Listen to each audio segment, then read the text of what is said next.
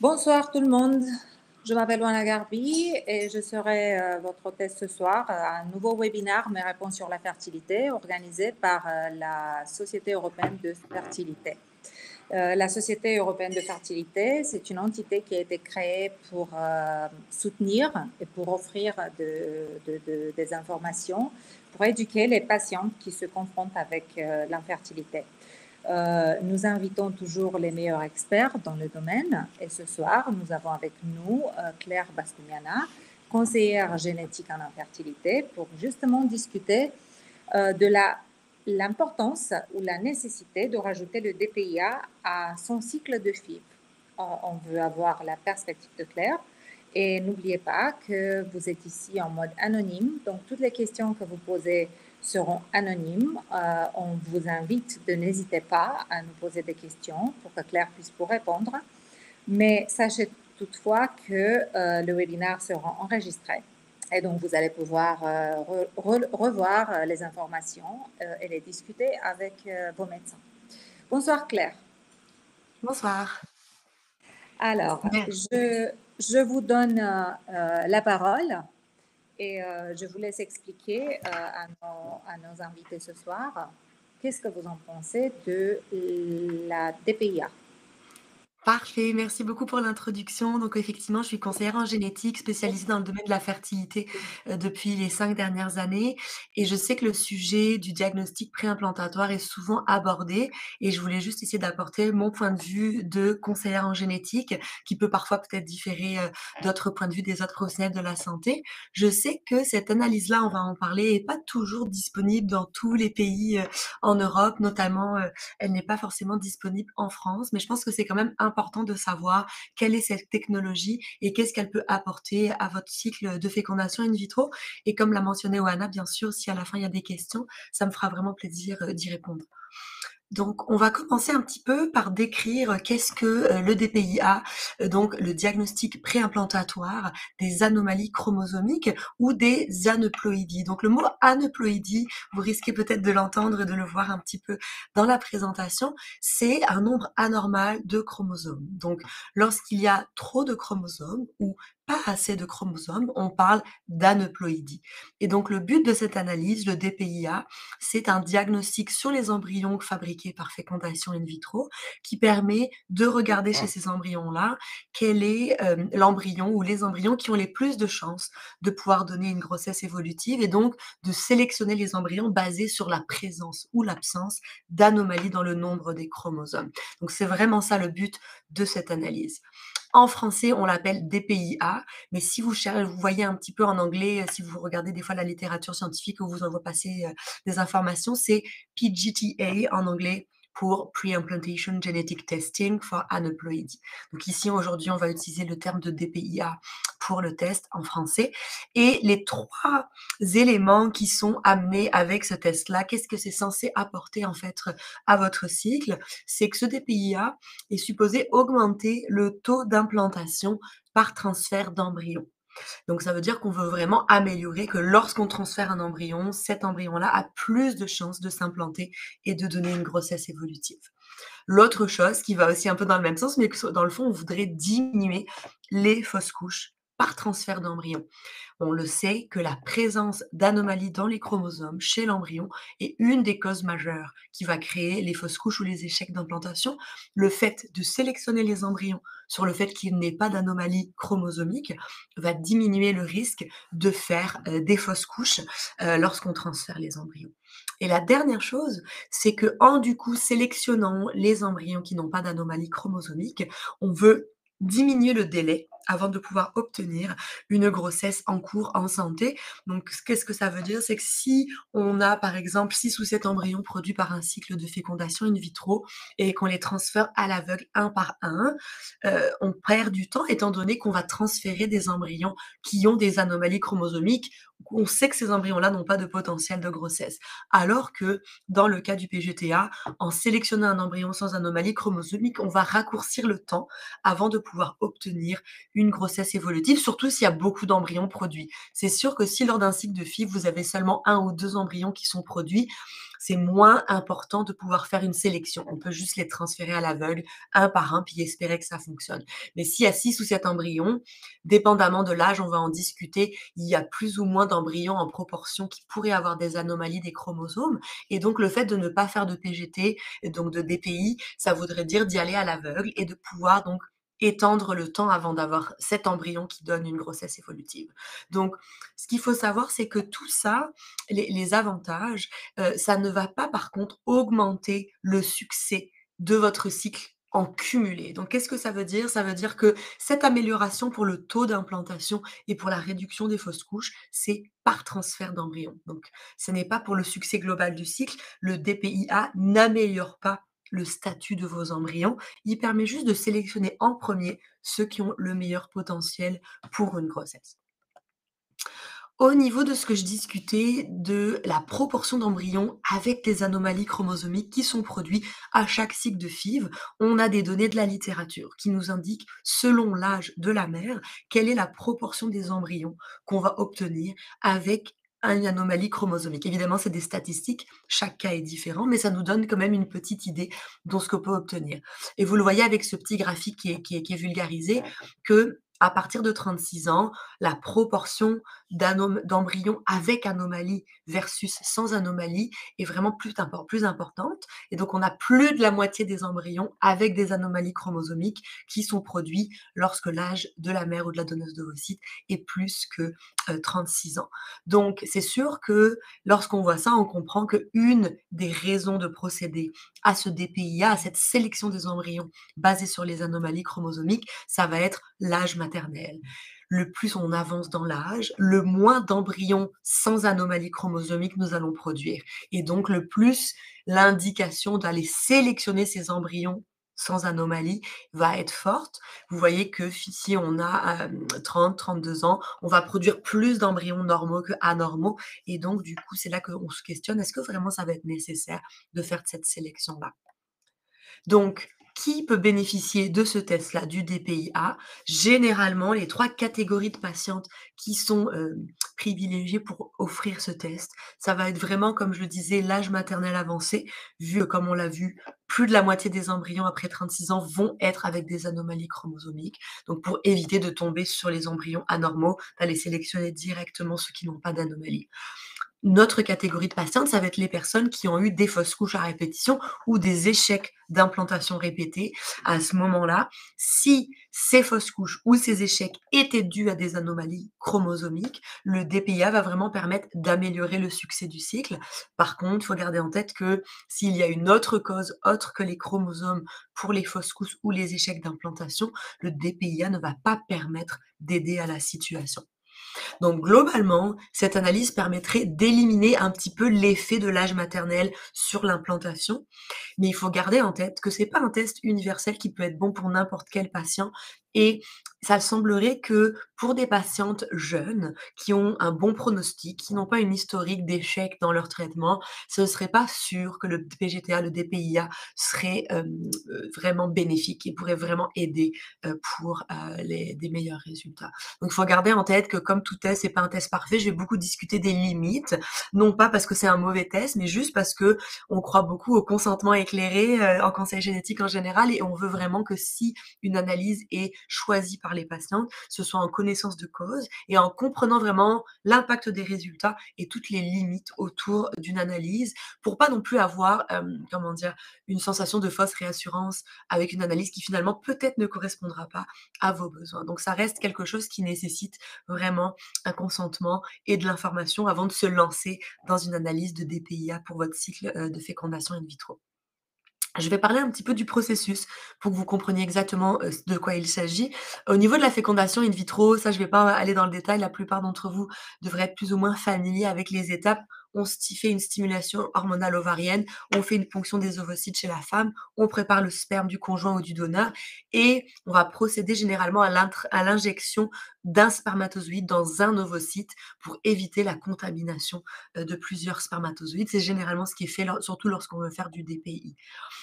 Il faut savoir que cette injection intracytoplasmique de spermatozoïdes, généralement, on l'offre dans le contexte de l'infertilité masculine, mais pour le DPIA, comme je disais, c'est vraiment pour éviter la contamination paternelle qu'on va vouloir l'ajouter.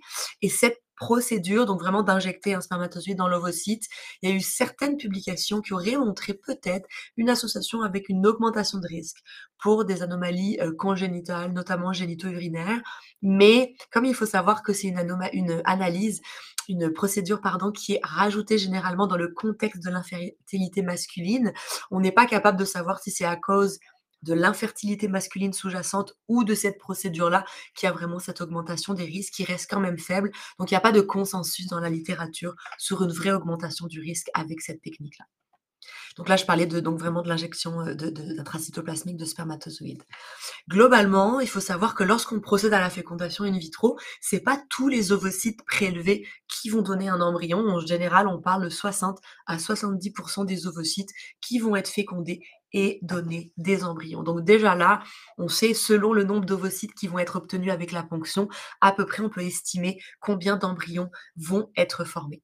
Suite à la fécondation in vitro, on va attendre que les embryons se développent. Donc à chaque division cellulaire, on augmente le nombre de cellules qui sont présentes au niveau de l'embryon jusqu'à rejoindre le jour 5, généralement des fois le jour 6, dépendamment des laboratoires et de l'état de vos embryons.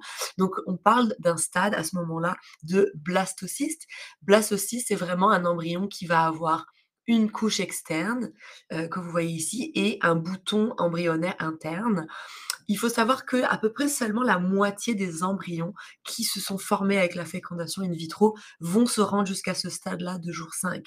Ça veut dire que la moitié des embryons vont déjà ne pas survivre. Il y a déjà un phénomène genre de sélection naturelle, si on peut dire, qui se produit, où on se retrouve déjà avec la moitié des embryons fécondés. Donc, tu sais, 60-70% des ovocytes qui donnent un embryon et la moitié des embryons qui se rendent jusqu'au jour 5, qui est le jour qui a été privilégié pour vraiment faire la biopsie embryonnaire. Donc la biopsie embryonnaire de quelques cellules qui est nécessaire pour faire le test du DPIA. C'est sûr que ça prend une expertise nécessaire, ça prend des laboratoires qui sont habitués à faire les biopsies, des embryologistes experts et la littérature est rassurante sur le fait que cette biopsie-là de quelques cellules, peut-être 5 à 6 cellules sur un embryon qui en fait une centaine de cellules, ne va pas du tout impacter le taux de grossesse lorsque c'est fait par une équipe qui a l'expertise. Donc ça, c'est vraiment des éléments qui sont rassurants. Cette biopsie, elle est essentiellement faite au niveau de la couche externe du blastocyste, donc de l'embryon au jour 5. Et comme vous le voyez ici, cette couche externe, en fait, c'est des cellules qui vont donner le futur placenta. Alors qu'on voit qu'au niveau de la masse cellulaire interne, qui n'est pas accessible, c'est les cellules du futur fœtus.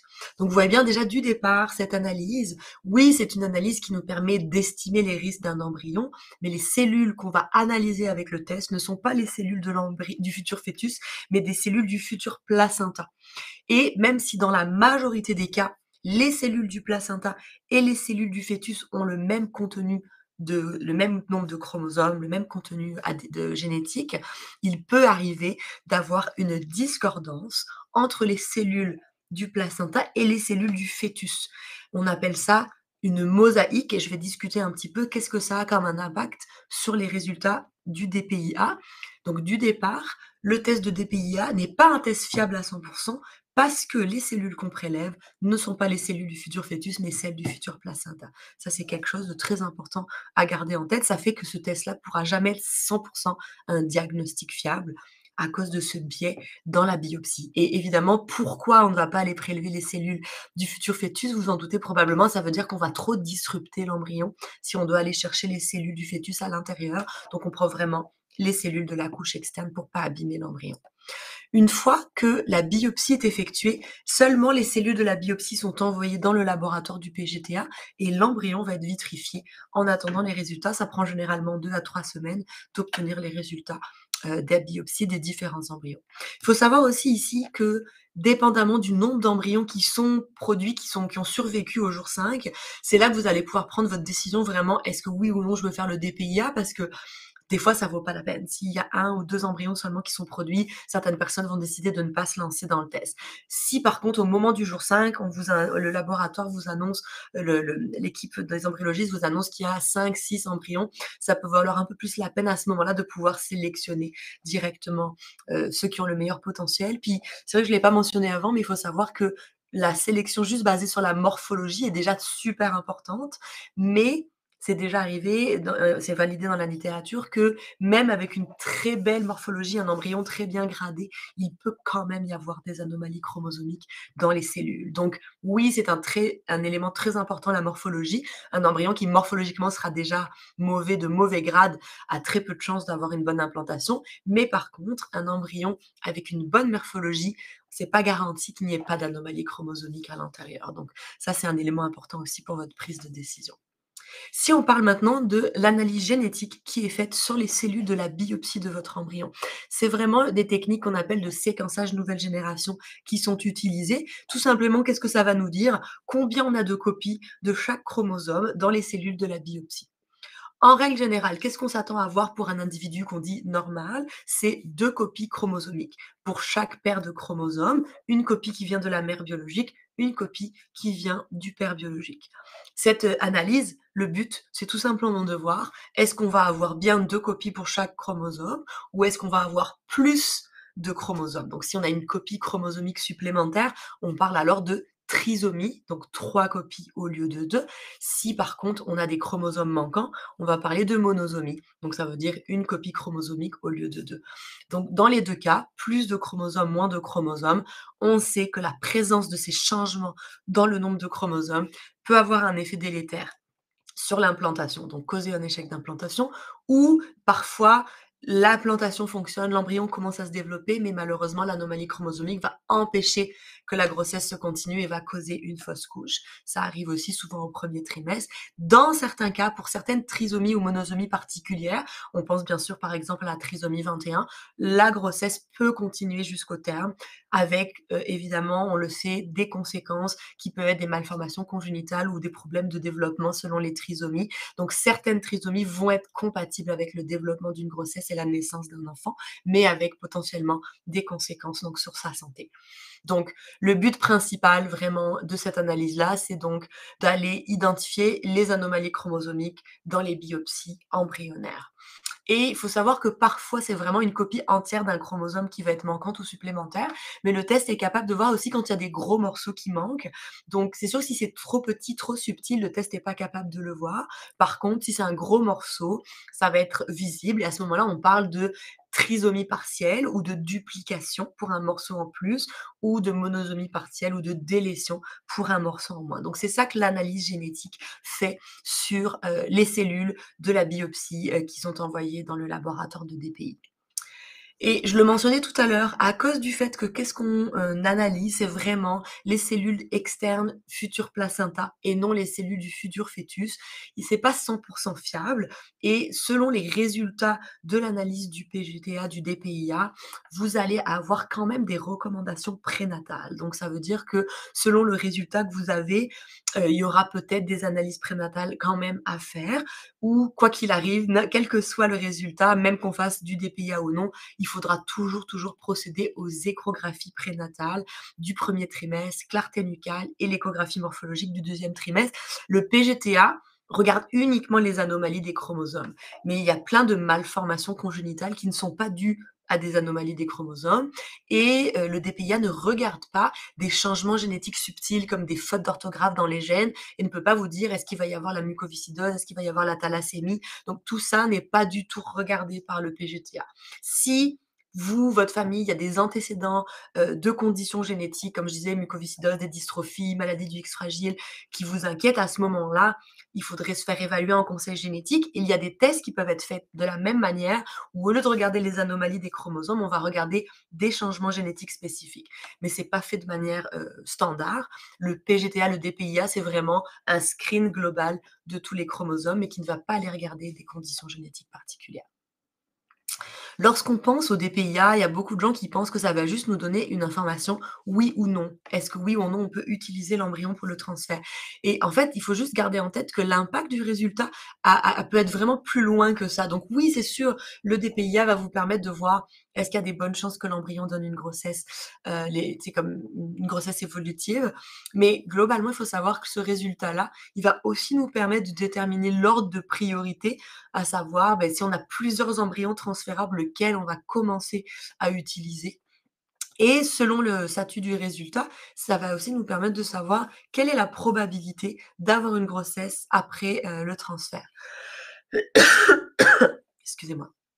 Et enfin, la dernière information que ça va nous donner, c'est vraiment des recommandations de dépistage prénatal. Donc en fonction du résultat, on va avoir différents types de recommandations. Donc le résultat du PGTA, c'est pas quelque chose de direct. Là, ça a comme plusieurs aspects, puis ça reprend en général un conseil génétique vraiment pour bien déterminer quel est l'embryon que je veux utiliser en premier et quels sont les impacts de chaque résultat et évidemment les limites, du test comme je le mentionnais.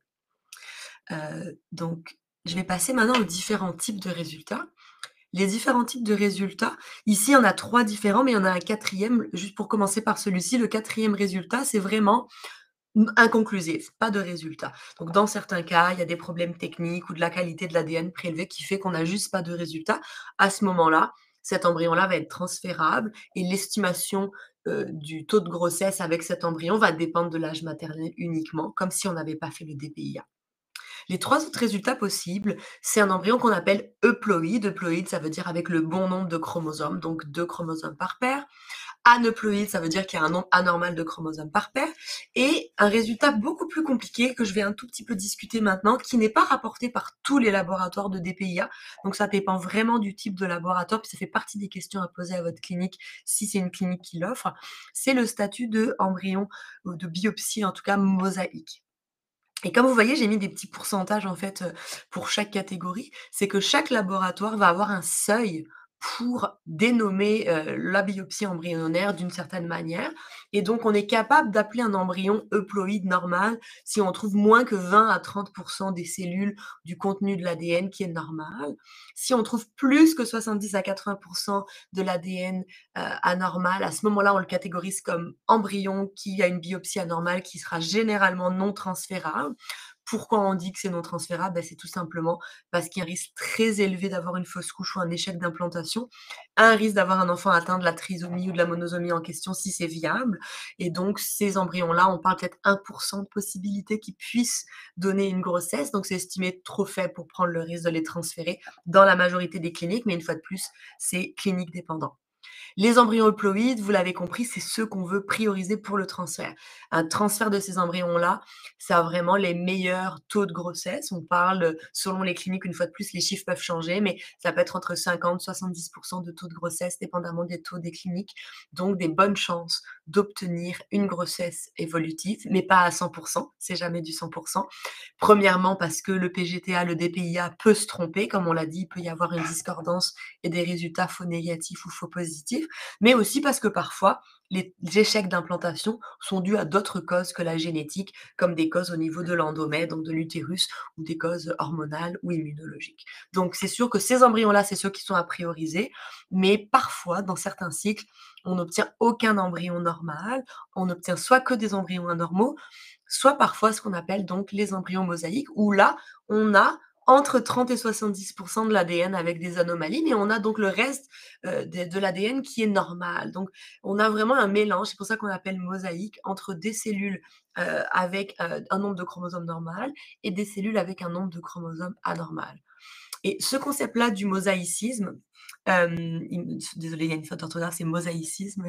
Dans le fond, c'est vraiment ça, un mélange de cellules euploïdes et aneuploïdes. Et il faut savoir que c'est vraiment normal, c'est vraiment un phénomène physiologique d'avoir un mélange de cellules avec différents, contenus, au niveau de la génétique et que c'est une des causes principales qui peut faire des discordances dans les résultats du DPIA, à savoir des faux positifs. Donc faux positifs, c'est si on vous dit: «Ah non, finalement, cet embryon n'est pas transférable, il y a une anomalie», alors que finalement l'anomalie n'aurait pas été présente chez le fœtus. Donc ça peut vous faire ne pas utiliser un embryon qui aurait pu être utilisé. Ça, c'est vraiment une limite du test.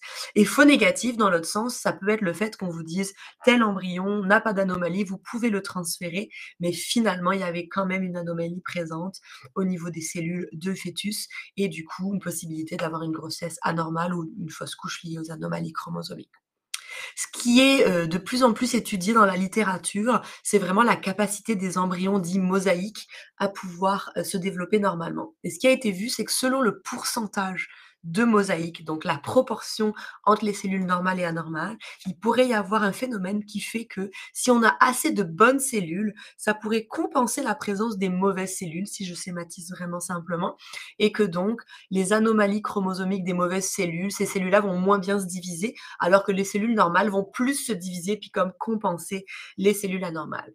Globalement, qu'est-ce que ça veut dire? Ça veut dire qu'un embryon qu'on identifie comme mosaïque est souvent finalement euploïde, donc normal au niveau des cellules du fœtus, surtout lorsqu'il s'agit d'une mosaïque faible, c'est-à-dire de pas beaucoup de cellules anormales avec une grande proportion de cellules normales.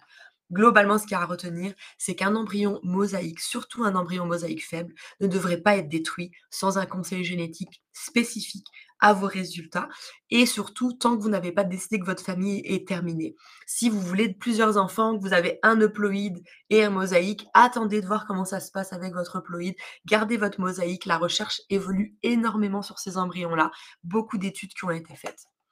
Notamment, récemment, des études sur des milliers de transferts d'embryons mosaïques qui ont été faites, aux États-Unis et à l'international, qui ont montré que seulement 1 des grossesses suite à des transferts d'embryons mosaïques au DPIA pourraient être anormales au niveau des chromosomes. Qu'est-ce que ça veut dire? Ça veut dire que si on transfère un embryon qui est identifié comme mosaïque au DPIA et qu'on tombe enceinte, si on fait une amniosynthèse pour vérifier qu'il n'y a pas d'anomalie chromosomique au niveau de la grossesse, dans 99 des cas, la grossesse n'a pas d'anomalie chromosomique en lien avec la mosaïque identifiée au DPIA.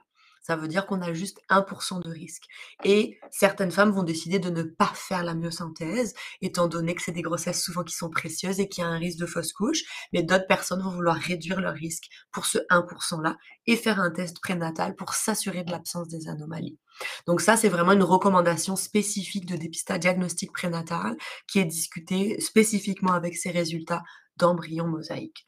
Les études, par contre, une fois que les enfants sont nés, sont vraiment très optimistes et disent que là, il y a des suivis qui ont été faits à 3 ans de vie, donc d'enfants qui sont nés suite à une identification, d'une mosaïque au, DPIA et qui montrent qu'il n'y a pas de variation dans leur santé en général, dans les anomalies, les maladies chroniques et cetera. Donc c'est sûr que c'est des éléments qui sont vraiment, rassurants et les recherches sont de plus en plus nombreuses par rapport à cette partie-là. Il faut savoir quand même pour garder un petit peu, du recul et relativiser que pendant des dizaines et des dizaines d'années et encore dans plein d'endroits dans le monde, la fécondation in vitro et le transfert d'embryons est faite sans DPIA, tu sais, dans la grande majorité des cas et que sans le savoir, on transfère régulièrement des embryons qui pourraient avoir un nombre anormal de chromosomes, d'accord?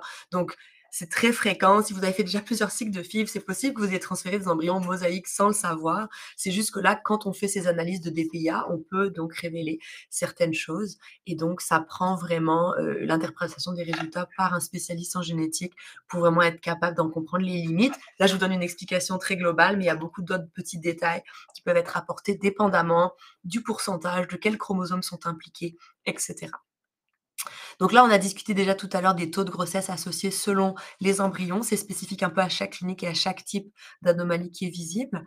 Et une fois de plus, je voudrais juste vraiment vous donner un petit peu, comment dire, il faut questionner là, le laboratoire utilisé pour votre DPIA, si la clinique que vous utilisez propose le DPIA, pour savoir exactement, OK, j'ai reçu un résultat anormal, qu'est-ce que ça signifie? Certaines fois, certains médecins, c'est pas le cas de tous bien sûr, certains médecins vont juste vous dire: «Ah ben vous avez des embryons anormaux». Mais embryon anormal, selon le laboratoire utilisé, selon le seuil utilisé, ça pourrait vouloir dire: «On n'a pas de résultat», ça pourrait vouloir dire un résultat chaotique où on voit 6 ou plus anomalies, ça pourrait vouloir dire un résultat en mosaïque, ça pourrait vouloir dire qu'il y a une anomalie chromosomique avec seulement un segment qui est manquant ou un chromosome entier. Donc il y a beaucoup, beaucoup plus de subtilité et de nuances. Puis c'est vraiment important que vous puissiez poser les questions à votre professionnel de santé qui vous suit pour bien comprendre, tu sais, l'impact de ces résultats sur, les taux de grossesse par la suite. Une fois qu'on a reçu les résultats, donc généralement, c'est un rapport qui est reçu à votre clinique, vous discutez avec votre médecin. N'hésitez pas à demander un conseil génétique si vous avez des hésitations, si vous voulez mieux comprendre l'impact de vos résultats, c'est vraiment important. Par la suite, une fois que l'embryon est sélectionné, donc le meilleur embryon, en espérant qu'il y en ait un, tu sais, petite parenthèse à part, malheureusement, dans certains cycles, vous le savez probablement, mais il n'y a aucun embryon qui peut être transféré. Et à ce moment-là, ça va être juste de voir est-ce qu'on veut refaire un autre cycle ou changer certains paramètres. Si on a au moins un embryon qui est transférable après évaluation par l'équipe clinique, les embryons donc vont être en général transférés un par un selon les recommandations des cliniques et vont être décongelés un par un. Il faut savoir quand on décongèle un embryon, euh, il y a quand même une possibilité de perte de l'embryon d'environ 5% des cas. Mais 95% des embryons vont survivre. Et si une grossesse est évolutive suite à ça, c'est là qu'on va avoir des recommandations prénatales selon le statut de l'embryon qui est transféré. Donc si on transfère un embryon euploïde identifié comme normal, c'est sûr qu'on recommande toujours de faire les échographies avec la clarté nucale, l'échographie morphologique. Mais dans ce cas-là, on va vraiment déconseiller de faire les dépistages prénataux avec les marqueurs sériques, donc les prises de sang avec le dépistage biochimique, parce que ce dépistage biochimique, il est moins bon que le DPIA en termes de détection. Donc du coup, il n'y a pas vraiment d'indication de faire un test moins bon que ce qui a déjà été fait, parce que ça augmente le risque de faux positifs. Par contre, si vous voulez procéder à un test d'ADN fœtal non invasif, ils ont un taux de détection à peu près similaire au PGTA. Donc, c'est pas nécessaire de le faire parce que le PGTA a déjà screené, dépisté pour ça, mais c'est possible de le faire. C'est un taux de détection similaire. Après le transfert d'un embryon identifié comme mosaïque, par contre, il va y avoir, comme je le mentionnais, la disponibilité de faire une amyosynthèse pour cibler les anomalies qui sont vues dans la mosaïque à cause du 1% de risque qui a été rapporté dans la littérature. Donc ça, c'est les grandes lignes. Évidemment, à chaque cas de figure, il peut y avoir d'autres discussions qui sont nécessaires. Ici, je vous ai fait une slide, il y a beaucoup de texte, mais vous allez avoir accès à la présentation, tu sais, comme vous pouvez comme ça les relire tranquillement. Mais il faut savoir qu'il y a donc différentes limites avec cette analyse du DPIA que je viens de vous discuter. Comme je le disais premièrement, ça n'améliore pas le succès cumulatif du cycle. Ça n'impacte que le taux d'implantation par transfert d'embryon et donc ça accélère dans le fond l'accès aux meilleurs embryons. Deuxième chose, donc ça ne garantit pas que vous allez avoir des embryons à transférer. Parfois, malheureusement, on identifie que tous les embryons sont anormaux. Ça ne pourrait avoir aucun bienfait, voire retarder votre grossesse, voire détruire des embryons viables. Ça, pourquoi je le mentionne, c'est parce que si une patiente jeune qui a beaucoup d'embryons, en proportion, on pense que beaucoup d'embryons pourraient être transférables puis euploïdes, fait le PGTA, le DPIA, et qu'on a des anomalies identifiées, et que ces anomalies-là peut-être sont en mosaïque et que c'est peut-être un faux positif, à ce moment-là, ça pourrait faire qu'on détruit des embryons qu'on aurait sinon transférés sans problème. Et en plus, ça peut retarder la grossesse au sens où certaines personnes veulent faire des transferts frais et le DPIA ne permet pas de faire des transferts frais. Donc ça, c'est vraiment une décision clinique à prendre avec votre médecin qui vous suit en fertilité et éventuellement avec nos services de conseil génétique pour discuter plus en détail de votre situation spécifique, de vos antécédents, etc. Autre chose, c'est que le DPIA, comme je l'ai mentionné, ça ne garantit pas la naissance d'un enfant en bonne santé. Ça ne regarde que les anomalies chromosomiques comme les trisomies, les monosomies. Ça ne nous dit pas s'il va y avoir des malformations cardiaques, la mucoviscidose, du diabète, etc. Ça ne regarde absolument pas les autres choses. Et dernière chose, je le répète à nouveau parce que c'est important, les résultats ne sont pas fiables à 100%. Il peut y avoir des faux positifs et des faux négatifs. Donc ça ne veut absolument pas dire que ce n'est pas un bon test. C'est une super bonne avancée technologique. Ça aide énormément de couples à perdre moins de temps pour identifier les meilleurs embryons et de pouvoir éviter des transferts d'embryons anormaux. Souvent, c'est pour limiter un peu, on va dire, l'ascenseur émotionnel, de procéder à un transfert, attendre les résultats, voir que ça fonctionne pas. Donc, ça peut vraiment aider beaucoup de couples à éviter ou en tout cas réduire le risque de vivre à nouveau ou en tout cas de vivre tout court ces événements-là. Mais il y a certaines limites qui sont importantes. Puis j'ai fini aussi par quelques messages vraiment importants à garder en tête là après cette présentation-là. Donc, comme je le mentionnais, les avantages de ce test, c'est controversé, mais ça peut vraiment définitivement vous aider à accélérer l'accès à une grossesse si vous avez des embryons transférables dans votre cycle. Si vous êtes jeune, c'est pas sûr que vous allez en bénéficier. Il faut savoir que la décision de procéder à cette analyse, elle devrait dépendre du nombre d'embryons que vous avez produits dans votre cycle. Donc théoriquement, vous pourriez prendre votre décision finale au moment où on vous annonce le nombre d'embryons qui ont survécu au jour 5. N'hésitez pas, c'est vraiment important, c'est vos choix, c'est votre cycle. Posez des questions sur quels laboratoires sont utilisés et quelles sont les politiques de votre clinique sur le transfert, notamment des embryons qui sont mosaïques. Excusez-moi. Et gardez en tête qu'un conseil génétique personnalisé devrait toujours être disponible si vous sentez que vous avez besoin de plus d'informations par rapport à toutes ces analyses-là. Dernière chose, comme je le mentionnais, ne détruisez pas un embryon qui est mosaïque, surtout si c'est une mosaïque faible, jusqu'à ce que votre famille soit complète. Si vous savez que vous voulez plus d'enfants, vous voulez attendre de vraiment avoir l'information sur votre embryon mosaïque avant de le détruire, même si vous comptez faire d'autres cycles par la suite. On a parlé des résultats faux positifs ou négatifs et je finis avec les recommandations qu'on a discutées de dépistage prénatal ou de diagnostic prénatal, dépendamment du statut de votre embryon. Encore là, tout ça peut être discuté avec votre professionnel de santé qui vous suit en fertilité ou avec une conseillère en génétique. Donc, j'espère que toute cette information-là, ça vous aide un petit peu plus à saisir les nuances de cette analyse, de voir si vous pensez que ça pourrait faire du sens pour vous. C'est sûr que c'est quelque chose à discuter avec une équipe médicale et en tout cas, gardez en tête que vous pouvez poser des questions à votre équipe pour se renseigner sur l'indication de cette analyse dans votre cas spécifique. Donc je vous remercie beaucoup pour votre attention. Vous pouvez retrouver, si vous voulez me poser des questions, vous avez mon contact ici. J'ai aussi une chaîne Instagram, une chaîne YouTube où je parle de certains sujets sur la génétique reproductive. Vous n'hésitez pas du tout à me contacter. Puis si maintenant, il y a des questions, je vais pouvoir y répondre. Je vais regarder dans le petit chat ou peut-être que Oana, en a reçu.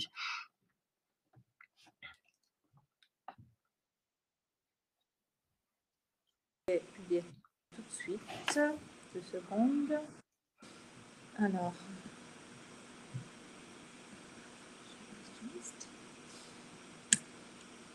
bon, ça marche pas. Je sais pas pourquoi ça marche pas. Je peux pas la publier, mais je vais la lire. Alors, la question dit: y a-t-il eu des études expérimentales d'un DPI à partir de la masse interne?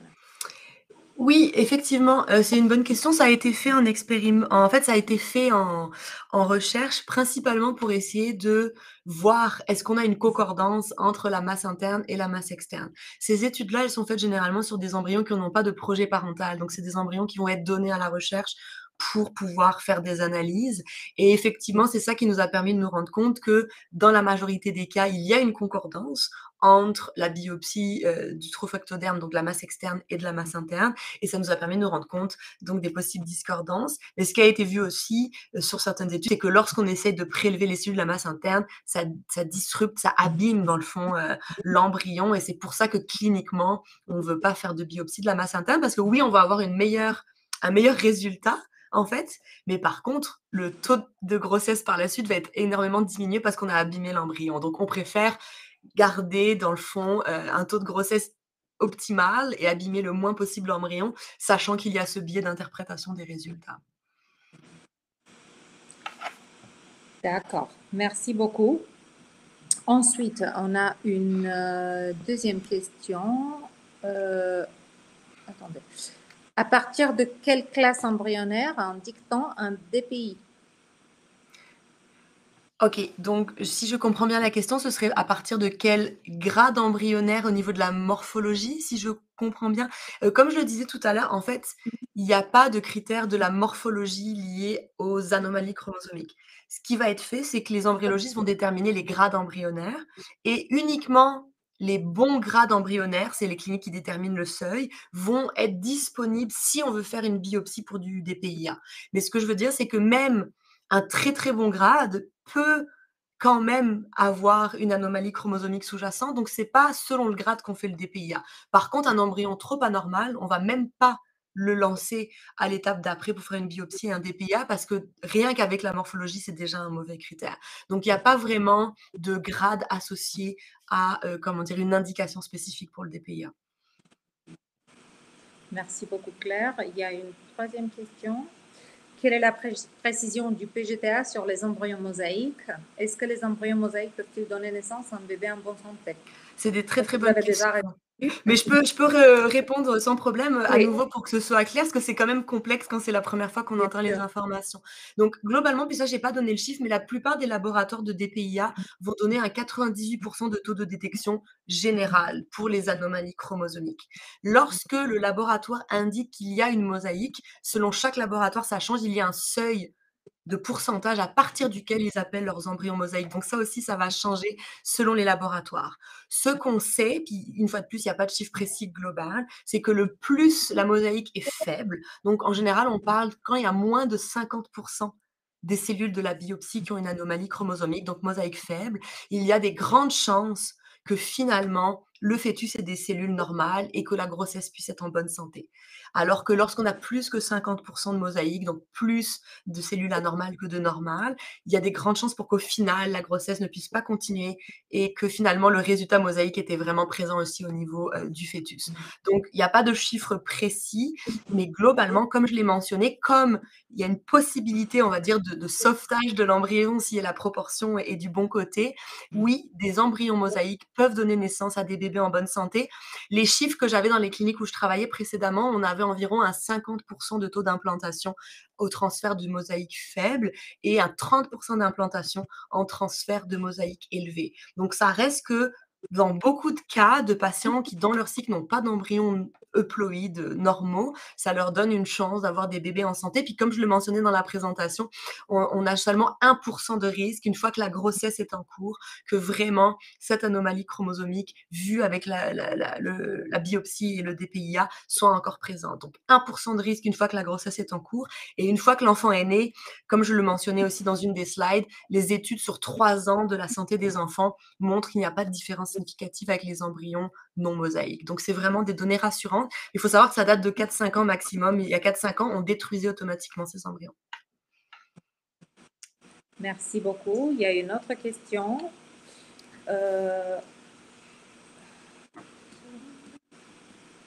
Alors, est-ce que la PGTA est toujours effectuée automatiquement après 40 ans ou laissée à la décision de la femme? Est-il nécessaire de le demander ou est-il recommandé?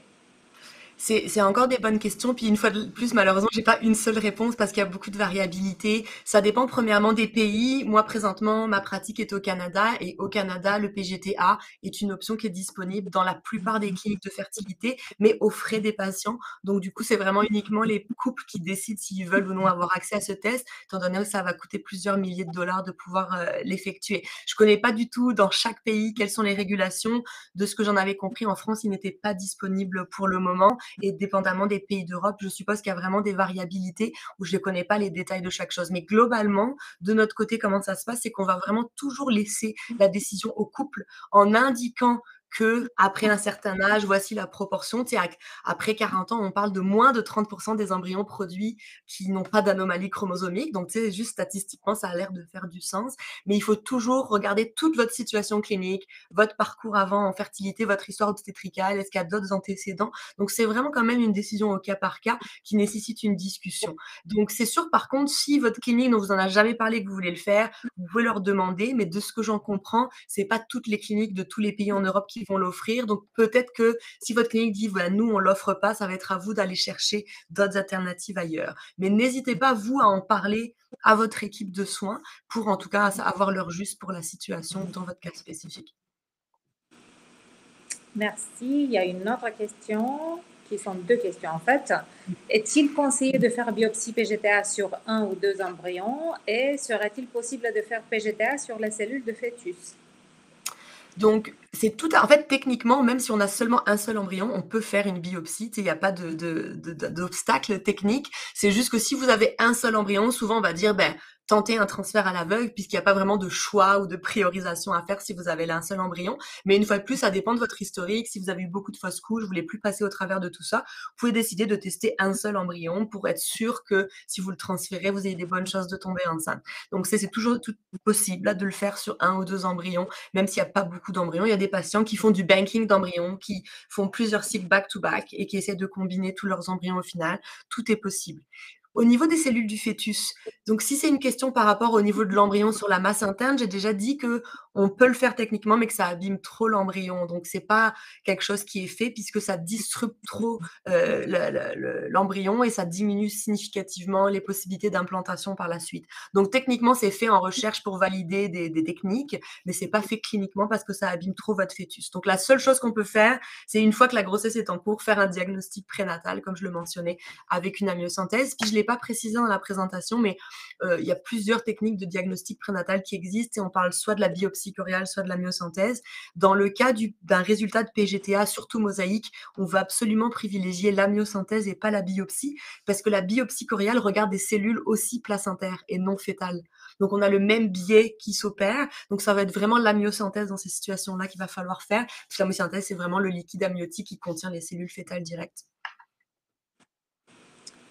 D'accord. S'il n'y a pas d'autres questions, moi j'aurais une question à vous poser. Bien sûr. Donc, en France, on a la chance d'avoir les 4 cycles de FIV couverts par l'assurance maladie jusqu'à l'âge de 43 ans. Donc, bien sûr que la tendance est de faire des cycles de FIV en France. Bien sûr. Mais par contre, comme vous avez très bien dit, en France, ça n'existe pas le PGTA. Donc, on ne le pratique pas, c'est contre la loi de la bioéthique. Exactement. Donc, la question qui se pose et que je me pose, au bout de combien de cycles de FIV échoués, est-ce qu'on doit se poser la question d'un PGTA qui va bien sûr impliquer voyager à l'étranger, trouver une clinique à l'étranger et en général payer de sa poche pour cela. Donc, au bout de combien de cycles de FIV on doit commencer à réfléchir à ça?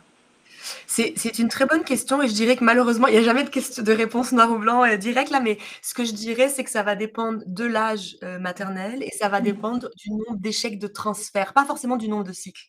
Okay, donc je dirais que ça va dépendre, OK, dans chaque cycle, combien d'embryons ont été produits? Parmi ces embryons produits, combien de transferts ont échoué? Parce que tu sais, c'est pas équivalent un cycle où on transfère 2 embryons ou versus on en transfère 6. Tu sais, c'est pas le même impact. Je dirais que généralement, ici, le seuil qu'on utiliserait pour genre échec d'implantation répété, ce serait au bout de 3 transferts qui échouent, surtout pour une femme avant 35 ans. Là, clairement, on irait se dire, il faut aller regarder s'il y a quelque chose par là. Pour une femme plus âgée, il y a aussi le fait que plus on attend, plus on diminue donc notre réserve ovarienne et plus on augmente le risque d'avoir des embryons anormaux au niveau des chromosomes. Donc, je dirais que à partir d'un certain âge, j'irai plus vite au PGTA pour perdre moins de temps, comment dire, tu sais, de pas attendre plusieurs cycles avant de s'y rendre, puisqu'on sait que la réserve diminue. Donc, vraiment à considérer le nombre d'échecs de transfert, pas forcément le nombre de cycles, et l'âge maternel, ce seraient les 2 éléments que je considérerais. Merci beaucoup, Claire. C'est très utile. Je ne vois pas d'autres questions par contre. Et donc, du coup, je voudrais juste dire, vous dire merci et au revoir. Et rappeler à nos participantes qu'elles peuvent revoir la présentation et le webinaire en ligne. Oups. Non, pas une autre question, mais par contre un autre remerciement. Merci infiniment, excellente panéliste, je suis d'accord. Merci beaucoup, c'est très apprécié. N'hésitez pas à m'écrire si vous avez des questions, ça me fera plaisir. Merci beaucoup Claire, merci à tout le monde et à très bientôt. Au revoir. Parfait, bonne journée, au revoir.